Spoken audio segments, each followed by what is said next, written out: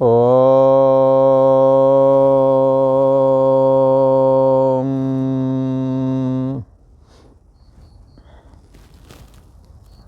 श्री योग वासिष्ठ के उपसम प्रकरण में श्री वशिष्ठ जी महाराज बोले, हे राम जी, हमारे उपदेश का आपको स्मरण है?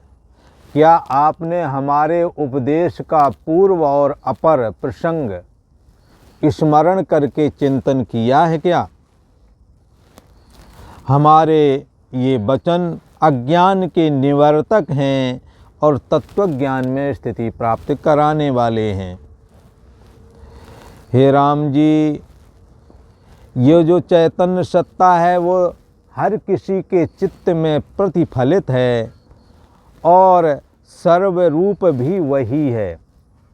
जैसे सपने में दिखने वाला अहम त्वम इदम करके जो जगत है, जो सर्वरूप दिख रहा है, उसमें भी साक्षी आत्मा की ही सत्ता विद्यमान है। सर्वरूप जो जगत है, सर्वरूप जगत भी वही बना हुआ है और सर्वभाव से रहित जो शुद्ध चेतन मात्र है वो भी वही है। जैसे मिट्टी घड़े में घड़े के आकार जैसी, कुल्हड़ में कुल्हड़ के आकार जैसी, सुराही में सुराही के आकार जैसी दिखती है, न कि वैसी होती है। मिट्टी का कोई रूप आकार नहीं, ऐसे ही चैतन्य सत्ता आत्मा का कोई रूप आकार नहीं।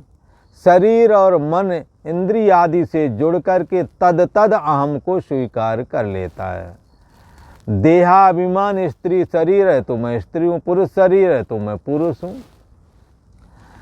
देह के धर्म, मन बुद्धि आदि के धर्मों को शरीर मन बुद्धि आदि के धर्म चैतन्य सत्ता आत्मा में प्रतिफलित हो जाते हैं। जैसे शुद्ध साफ स्फटिक की मणि के पास यदि फूल रख दिया जाए लाल वाला, तो स्फटिक जो शुद्ध साफ सफ़ेद है वो भी लाल दिखने लगता है। ऐसे ही चैतन्य सत्ता आत्मा के सम्मुख देहाभिमान के सहित स्त्री या पुरुष शरीर हो तो क्या बोलेगा? मैं स्त्री हूँ, मैं पुरुष हूँ। कौन बोलेगा? जिसमें स्त्री और पुरुष शरीर नहीं, ऐसी चैतन्य सत्ता में ही ये अहम भाव फुर जाता है। सामने दृश्य में देहाभिमान, कर्तापन आदि जो जीव के उपाधि हैं, ये होने की वजह से ऐसा दिखता है। इसलिए यहाँ कहते हैं कि हे राम जी, वो चैतन्य सत्ता तुम्हारे चित्त में सर्व भी वही है, असर्व भी वही है। हे राम जी, सत्य भी वही है, सदा रहने वाला जो है। सत्य किसको कहते हैं? सत्य कहिए जो विनिषय नहीं, जो सदा रहता है उसी को सत्य कहते हैं। बोले सदा रहने का मतलब क्या है? किसी ने कहा महाराज ये जागृत अवस्था में जो सदा रहता है वो सत्य है। तो जागृत अवस्था वाले ये पद पदार्थ ये दिखते हैं और हमारे से पहले ये पद पदार्थ हमारे पूर्वजों को भी दिखते रहे और हमें भी दिख रहे, आगे हम नहीं रहेंगे तो फिर भी ये नदी नारे पेड़ पहाड़ पृथ्वी तो बनी रहेगी, तो ये सत्य है। अच्छा, बोले सत्य की परिभाषा क्या है? बोले सत्य कहिए जो विनिषय नहीं, जिसका कभी विनाश ना हो उसको सत्य कहते हैं। अच्छा, तो जब तुम सत्य कहते हो तो ये तुम्हारा सत्य जिसे तुम सत्य मान रहे हो, जब सपना देखा तो ये अवस्था ही गायब हो गई। स्वप्ना अवस्था में ऐसे ही जगत दिखने लगा, वहाँ का देह और जगत सत्य लगने लगा। पर हाँ, कोई बचा जिसने जब स्वप्ना जब टूटा तो देखा अरे वो सपने में जो देख रहे थे वो वाला जगत तो ये वाला नहीं था, जहाँ जागृत अवस्था वाला। तो जिस जागृत अवस्था वाले जगत देह और जगत को सत मान रहे थे, वो स्वप्ना के आ जाने पर असत हो गया, और स्वप्ने वाला जब सो गए तो असत हो गया, अथवा स्वप्न जब टूट गया जागृत में आ गए तो असत हो गया। ये तीनों अवस्थाएं, जागृत अवस्था, स्वप्ना वाली अवस्था और सो जाने वाली सुषुप्ति अवस्था, ये तीनों अवस्थाएं एक दूसरे का अंत कर देने वाली हैं, पर इसका जिस अंत कर देने वाली ये तीनों अवस्थाएं हैं, ये किसने जाना? को देवा। कोई बचता है जो जागृत के समय में भी है और जागृत के ना रहने पर भी है। और जब जागृत और स्वप्न दोनों ही नहीं रहे, जब जड़ता छा गई, जब गहरी निद्रा में सो गए, इसी को सुषुप्ति अवस्था कहते हैं। सुषुप्ति अवस्था में जब पहुंच गए तो कुछ भी ना जाना, इस जड़ता को भी किसी ने जाना। अर्थात न जागृत जैसा स्थूल जगत रह गया, न स्वप्न जैसा सूक्ष्म जगत रह गया, तो भी हम बचे रहे। और जड़ता छा गई, कुछ भी ना जाना को भी जाना। अर्थात हम रहे होंगे ना, तभी तो जाने हैं, मर नहीं गए होंगे, खत्म नहीं हो गया। ये चैतन्य सत्ता तीनों अवस्थाओं में अनुस्यूत है, पिरोई हुई है, और सदा रहती है और सदा जानती है। ये सदा रहनापना और जाननापना को देवा कौन है? यही आत्मा है, सब विज्ञेया, इसी को समझना है। तीनों अवस्थाएं जिससे पूर्ति हैं, जिसके द्वारा जानी जाती हैं और जिसके द्वारा इनका होना न होना दोनों जाना जाता है, सा आत्मा। इसी का नाम आत्मा है, इसी का नाम ब्रह्म है। वही सर्वरूप है और सर्वभाव से रहित भी वही है। भगवान भागवत में क्या कह रहे हैं? अहमेवास मेवाग्रे नान्यत यत सदसत परम। इस सृष्टि से पहले जैसा स्थूल जगत देखते हो ऐसा मैं नहीं था। स्वप्ने जैसा सूक्ष्म जगत जो तुम देखते हो सोने पर अर्धनिद्रा के समय, वैसा भी मैं नहीं था। और इन दोनों जगतों का अभाव रूप जो कारण अवस्था सुषुप्ति जैसी जड़ता भी नहीं थी, पर मैं था। कैसे था? साक्षी आत्मा की तरह था। साक्षी आत्मा कैसा है? और जाननापना, ये तत्व मौजूद था। कब मौजूद था? जब न स्थूल जगत था, न सूक्ष्म जगत था, न इनकी कारण अवस्था अज्ञानता रूप जड़ता, जिसमें कुछ भी ना जाना। ये तीनों अवस्थाओं वाला जगत जब नहीं था, तब भी ये चैतन्य सत्ता, जिसको कहते हैं अचैत्र चिन्ह मात्र, फुर्णा रहित चेतन मात्र सत्ता, ये तब मौजूद थी। और जब ये जागृत वाला जगत, स्वप्ने वाला जगत, सुषुप्ति वाला जगत, तीनों जगत जब दिखने लगे, स्थूल सूक्ष्म कारण तीनों जगत जब दिखने लगे, दिखने के समय में भी मैं था। और जब ये नष्ट हो गए, जागृत नष्ट हो गया तब मैं बचा, स्वप्न नष्ट हो गया तब मैं बचा, फिर सुषुप्ति भी नष्ट हो गई, जागृत आ गया तो सुषुप्ति का अभाव भी हमने देखा। तीनों अवस्थाओं का ना होना मेरे द्वारा जाना गया। जिसके द्वारा जाना गया वही सत्य है, वही चेतन है, वही आनंद है, क्योंकि उसकी प्रियता का कभी अंत नहीं आता है। इसलिए सच्चिदानंद रूपाय विश्वोत्पत्त्यादि हेतवे तापत्रय विनाशाय श्री कृष्णाय वयम नुमः। जो सत्य स्वरूप है, चेतन स्वरूप है, आनंद स्वरूप है, ऐसा सच्चिदानंद स्वरूप जो ब्रह्म है, जो आत्मा है, सो और नहीं सो तू है। वो कोई दूसरा नहीं, वो तू ही है। इसलिए काय रे बन खोजन जाई, सर्व निवासी सदा लेपा, तेरे ही संग समाई। काय रे बन खोजन जाई, हाँ घट ही खोजो भाई। उपमध्य जैसे बास बसत है, मुकुर माए जिम छाई, तिम हर ही बसे निरंतर, घट ही खोजो भाई। हाँ, इस शरीर रूपी घड़े को ही खोज करो। ये घटई में गंगा, घटई में जमुना, घटई में जगदीश सतगुरु तारेंगे। हाँ, गुरु महाराज का ज्ञान ही पार लगाता है गाड़ी। उपनिषद वाला ज्ञान बगैर गुरु के उपदेश के बगैर कोई समझ नहीं सकता है। हाँ, तद विद्धि प्रणपातेन परिप्रश्नेन सेवया उपदेक्षन्ति ते ज्ञानम ज्ञानिनः तत्वदर्शिनः। यह इस ज्ञान को यदि समझना है तो क्या कहना? तद विद्धि प्रणपातेन। इसको प्राप्त करने के लिए आप सच्चे संतों के पास, जिन्हें सतशास्त्र का ज्ञान है, जो तपस्वी हैं, जो परमात्मा की भक्ति जिन्होंने की है, जो करते हैं, ब्रह्म में निष्ठा वाले हैं, हाँ, कर्म उपासना कर चुके हैं, अब ब्रह्म में निष्ठा वाले हैं। एको देवा सर्वभूतेषु गुणा, एक देव ही सब में समाया हुआ है, इस रहस्य को जानने हारे हैं। तद विद्धि प्रणिपातेन, इस ज्ञान को समझने के लिए उन्हीं के पास जाओ। कैसे जाओ? ऐंठ के अकड़ करके नहीं। हाँ, अकड़ खास मुर्दा की पहचान है। जो मुर्दा होता है ना, वही अकड़ के चलता है, क्योंकि मुर्दा जो है ना मर जाता, शरीर अकड़ जाता है। इसलिए कैसे जाएं? तद विद्धि प्रणिपातेन, विनम्रता पूर्वक जाएं, प्रणाम करें। हमारे यहाँ तो सनातन मर्यादा में गुरुओं को और अपने बुजुर्ग जो वो होते हैं उनके लिए तो दंडवत प्रणाम कहा गया है। मत्था टेकने के लिए बात कही जाती है। तो जाएं प्रणिपातेन, जैसे डंडा गिरा दिया जाता है, ऐसे पूरे शरीर को ऐसे संतों के चरणों में गिरा देना चाहिए और उनके चरणों की रज को मस्तक पर धारण कर लेने से, सच्चे संतों की चरण धूलि धारण करने से हृदय के सारे पाप नष्ट हो जाते हैं। संतों ने तो कहा कि ये ललाट की गलत रेखाएं भी खत्म होकर के अच्छी बन जाती हैं। इसलिए ये चैतन्य सत्ता आत्मा कैसा है? सबके अंदर समाया हुआ है।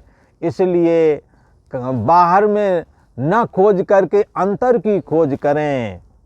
सबकी गठरी लाल है, कोई नहीं कंगाल, गांठ खोल देखत नहीं आबिद भये बेहाल। गांठ खोल के देखना ही नहीं चाहते।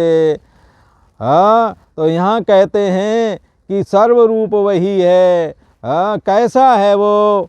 सत्य करके, जो तुम जानते हो ये जगत सत्य है, और इसी जगत में कोई और दूसरी तरह जैसा देखा सुना ने वैसा बोल कहीं झूठ बोल रहा है। तो सत्य और झूठ जैसा इसमें है, ये दोनों स्वप्न के समय बाधित हो जाते हैं, और तीनों बाधित हो जाते हैं साक्षी आत्मा के देखते देखते। हाँ, इसलिए सत्य भी वही बना हुआ है, असत्य भी वही बना हुआ है। स्वप्न अवस्था में जो जगत दिख रहा था तो वो कहेंगे ये सत्य है, और भ्रामक जगत क्या है? जैसे रस्सी में सांप का दिखना, जैसे स्वप्न का दिखना, ये सब भ्रामक है। ये कैसा है? असत है। जैसे बंध्या के पुत्र होता ही नहीं, जैसे खरगोश के सींग होते ही नहीं। बोले दो घोड़े लड़ गए, सबसे पहले सींग किसका टूटेगा? हाँ, तो ये जो है ना, ये केवल कहने भर की कहानी है। सींग किसी का नहीं टूटेगा क्योंकि सींग है ही नहीं, पर फिर भी कहानी ये लग रही है, लगता दो घोड़ा लड़ गए हैं और किसी न किसी का सींग जरूर टूटेगा, पर ये कुछ है नहीं है। ये सब क्या है? असत। ये असत कहानी, और फिर भी उसके अर्थ घटते हैं। तो क्या है? ये सत और असत स्वप्ने का जब जाग गए तो दोनों ही खत्म। साक्षी आत्मा ही इन दोनों रूपों में दिख रहा था। ऐसे इस जगत में भी, इसलिए यहाँ कहते हैं सत्य भी वही और असत्य भी वही है। कैसा है वो? शांत सदा अद्वैत रूप है। शांत है और अद्वैत, आमन नहीं, द्वैत मन दूसरा नहीं उसके अलावा। हाँ, दूसरा नहीं है। कैसे दूसरा नहीं है? सत्तात्मक दृष्टि से। बाह्य दृष्टि से हम हैं, आप हैं, बहुत हैं, सभी बोलते हैं मैं हूँ मैं हूँ मैं हूँ, अनंतमय फुर्ती हैं, परंतु जिससे फुर्ती हैं वो एक है, उसको कहते हैं एको देवा। वही एक देव सब में समाया हुआ है। उनको क्या बोलते हैं? बोले परमात्मा। ऐसा परमात्मा देव का विस्तृत रूप ये स्मरण ही है। हाँ, ऐसे परम ब्रह्म परमात्मा का स्मरण कर लेना ही सबसे बड़ी बात है। परमात्मा देव का विस्तृत रूप क्या है? उसका स्मरण। कि सब में समाया हुआ है, ऐसा स्मरण करो। ऐसा स्मरण करोगे आप विस्तृत हो जाएंगे, विस्तृत से जुड़ जाएंगे, विराट पुरुष से जुड़ जाएंगे। और प्रहलाद ने यही तो किया था। जब प्रहलाद जी को हिरण्याकश्यप ने रस्सियों से बांधा और उनके शरीर के साथ पत्थर की शिलाएं बांध दी और उनको जल में फेंक दिया कि ये डूब करके मर जावे, क्योंकि वो डूब नहीं रहे थे पानी में, इसलिए पत्थर बांधा।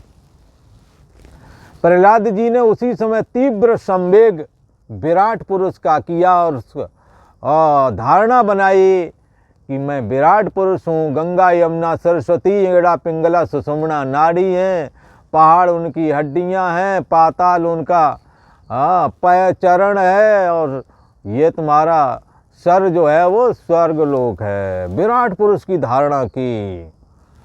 और क्योंकि विराट पुरुष कौन है? भगवान विष्णु ही तो सब में समाये हुए हैं। वो विष्णु हूँ, अहंग्रह उपासना की, वो विष्णु मैं ही हूँ।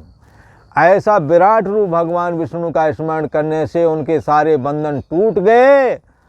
उसमें तो कहते हैं कि ताड़ ताड़ करके उनके सारे बंधन टूट गए, और टूटने की वजह से पत्थर अलग चला गया, प्रहलाद जी अलग हो गए। बड़ी सामर्थ्य है ईश्वर उपासना में।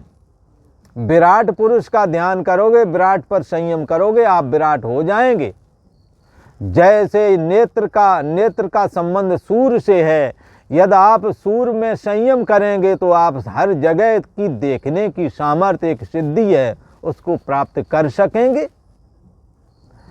तो प्रहलाद जी ने विराट पुरुष भगवान विष्णु का जो रूप है उस पर संयम किया, जिसके संयम करने से वो विराट रूप हो गए और उनके सारे बंधन टूट गए और वो पानी के द्वारा डुबोए ना जा सके, अर्थात मृत्यु को प्राप्त नहीं हुए। जैसे विश्व ईश्वर से उदय हुआ है वैसे ही स्मरण करो। श्री बसर जी महाराज राम जी से कहते हैं, जैसे विश्व ईश्वर से उदय हुआ है वह स्मरण है। हमने बताया था यह जो देववाणी है, शास्त्र की वाणी, उपनिषद की वाणी देववाणी है। इसका पात्र राम जी शुद्ध चित्त है। निर्मल चित्त में ये दुर्लभ तत्व ज्ञान वाली वाणी स्थित हो जाती है। जिसका चित्त अशुद्ध है उसमें ये हमारी वाणी नहीं रुक पाती। ऐसे शुद्ध बुद्धि और अशुद्ध बुद्धि, अंतःकरण जिनका शुद्ध हो जाए, तो अंतःकरण शुद्धि के लिए क्या कहा? यही तैर्जिता सर्गो। अगर अंतःकरण तुमने शुद्ध कर लिया, कैसा सम बना लिया, सम रूप परमात्मा सम है। आप अपने चित्त को भी कर्तापन से, परमात्मा में कर्तापन नहीं, आप अपने अंदर से कर्तापन हटा दें। कर्म परमात्मा में न सुख है न दुख है। सुख और दुख मानस तल पर होते हैं, पर सुख और दुख को जो जानने वाला साक्षी आत्मा है वो सुख दुख दोनों से ही परे है, या औपाधिक सुख दुख है दोनों से परे है। तो आत्मा को क्या कहें? आत्मा आनंद स्वरूप है। इसकी प्रियता का अंत कभी आता नहीं है। शरीर की प्रियता आज है कल को नहीं रहेगी, मन इंद्रियों की प्रियता आज है कल को नहीं रहेगी, परंतु ये आत्मा की प्रियता का कभी अंत नहीं होता। जिन्होंने अपने चित्त को शुद्ध बना लिया, उसमें बसर जी महाराज कहते हैं हमारा उपदेश ठहर जाता है। हे सत्य बुद्ध हे राम जी, अविद्या जो विस्तृत रूप तुमको भासती है उसका रूप मिथ्या है। हाँ, ये स्मरण है ना, ये अविद्या मिथ्या ही सत्य जगत के रूप में दिखने लगती है। जैसे स्वप्न का जगत मिथ्या है तो भी सत्य हो करके दिखता है। हे राम जी, यह जो माया, जो ये अविद्या विस्तृत रूप भासती है उसका रूप स्मरण है। अर्थ से शून्य क्षण भंगुर रूप है। सम्यक दर्शन से आत्मा का सम्यक ज्ञान जब होता है तो ये अविद्या निर्जीव हो जाती है। यह जो लवण के विचार द्वारा मैंने यह जो लवण के विचार द्वारा मैंने प्रतिपादन किया वह भली भांति स्मरण है। पूर्व के प्रसंग में हरिश्चंद्र के वंश में उत्पन्न होने वाले राजा लवण ने किस प्रकार इस अविद्यात्मक जगत को देखा और किस प्रकार से नाना प्रकार के कष्ट पाए, परंतु मिथ्या ही थे सब। चित्त के भ्रम से ये सब दुख दिखाई दे रहे थे, ये सब चित्त में ही फुर रहे थे, ये सब अविद्यात्मक ही थे। क्या तुम्हें ये सब भली भांति स्मरण है? और वाक्यों का जो समूह मैंने कहा था अनेकों प्रकार से उपदेश के निमित्त है, अविद्या का अंत करने के निमित्त और भी बहुत सारे विचार मैंने तुमको कहे थे, उनको रात्रि में विचार करके हृदय में धारण कर लिया है क्या? हाँ, बसर जी पूछ रहे हैं। हे राम जी, जब पुरुष बारंबार विचारता है और तात्पर्य हृदय में धारण करता है, तब वह आत्मज्ञान की प्राप्ति रूप फल को प्राप्त कर लेता है। और जो अविज्ञा से अर्थ का विस्मरण करते हैं, वो सर्वाधिष्ठान ब्रह्म मैं हूँ, ऐसा आत्मदर्शन रूप जो फल है वो नहीं प्राप्त कर पाते।